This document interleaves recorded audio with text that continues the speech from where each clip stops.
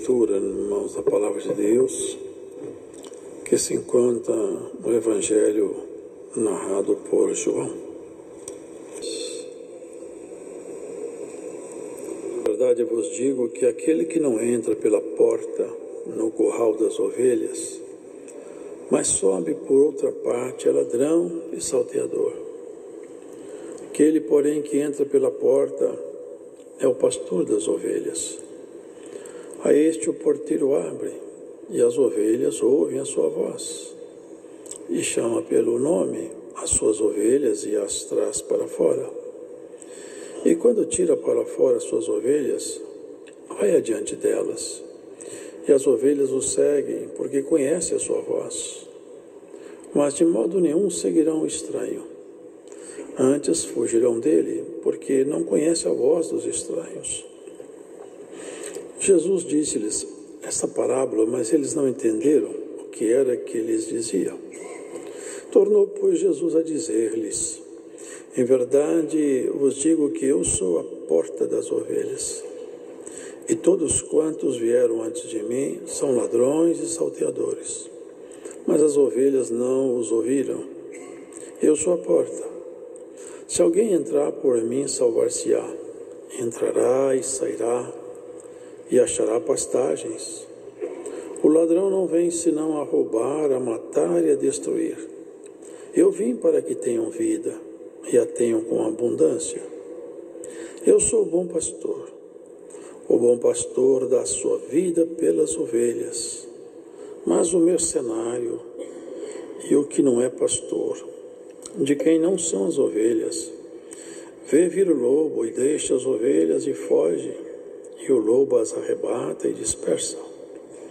Ora, o mercenário foge porque é mercenário e não tem cuidado das ovelhas.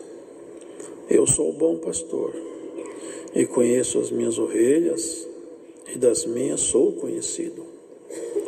Assim como o Pai me conhece a mim, também eu conheço o Pai, e dou a minha vida pelas ovelhas. Ainda tenho outras ovelhas que não são deste aprisco. Também me convém agregar estas, e elas ouvirão a minha voz, e haverá um rebanho e um pastor. Por isso o Pai me ama, porque dou a minha vida para tornar a tomá-la. Ninguém me tira de mim, mas eu de mim mesma dou. Tenho poder para dar e poder para tornar a tomá-la. Este mandamento eu recebi de meu Pai. Tornou, pois, a haver divisão entre os judeus por causa de si. Por que o ouvis? Diziam outros: essas palavras não são de endemoniado. Pode, porventura, um demônio abrir os olhos aos cegos? E em Jerusalém havia a festa da dedicação e era inverno.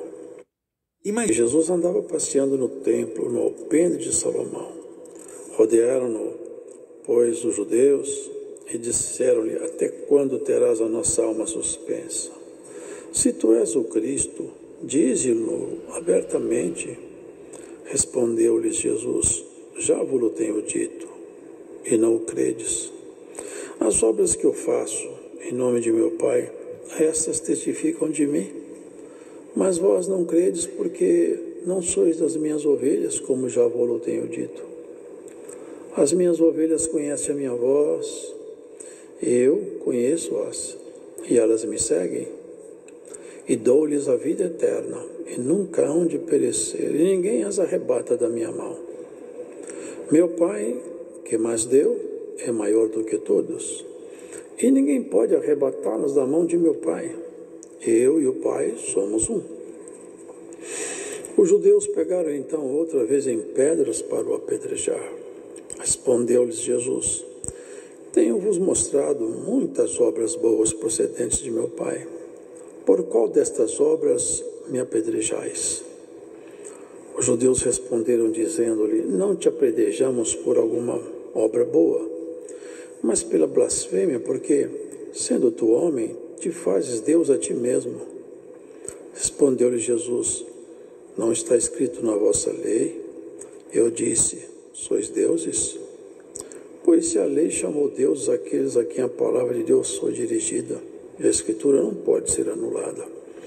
Aquele a quem o Pai santificou e enviou ao mundo, vós dizeis blasfemas, porque disse, sou filho de Deus? Se não faço as obras de meu Pai, não me acrediteis. Mas se as faço e não credes em mim, crede nas obras, para que conheçais e acrediteis que o Pai está em mim e eu nele. Procuravam, pois, prendê-lo outra vez, mas ele escapou de suas mãos e retirou-se outra vez para além do Jordão, para o lugar onde João tinha primeiramente batizado, e ali ficou. E muitos iam ter com ele e diziam, na verdade, João não fez sinal algum, mas tudo quanto João falou, disse deste, era verdade. E muitos creram nele. Amém.